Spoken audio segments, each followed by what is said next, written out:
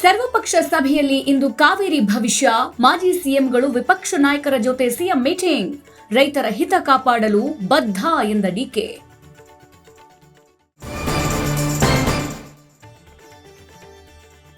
ಕಾವೇರಿ ಕಿಚ್ಚಿನ ಮಧ್ಯೆ ಕೃಪೆ ತೋರಿದ ವರುಣ, ಕೊಡಗಿನಲ್ಲಿ ಮಳೆಗೆ ಭಾಗಮಂಡಲ ಜಲಾವೃತ, ಕೇವಲ 2 ದಿನದಲ್ಲಿ ಕೆಆರ್ಎಸ್ಗೆ ಹರಿದು ಬಂದ ನೀರು.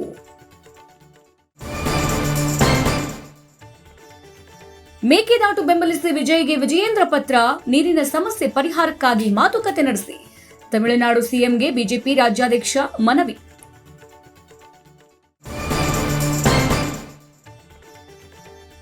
ರಾಜ್ಯದಲ್ಲಿ ಇಂದು ಅಬ್ಬರಿಸಲಿದ್ದಾನೆ ವರುಣ, ಚಿಕ್ಕಮಗಳೂರು, ಉತ್ತರ ಕನ್ನಡ ಸೇರಿ ಹಲವೆಡೆ ರೆಡ್ ಅಲರ್ಟ್, ಮಲೆನಾಡಿನಲ್ಲಿ ಮಳೆಗೆ ಭಾರೀ ಅವಾಂತರ.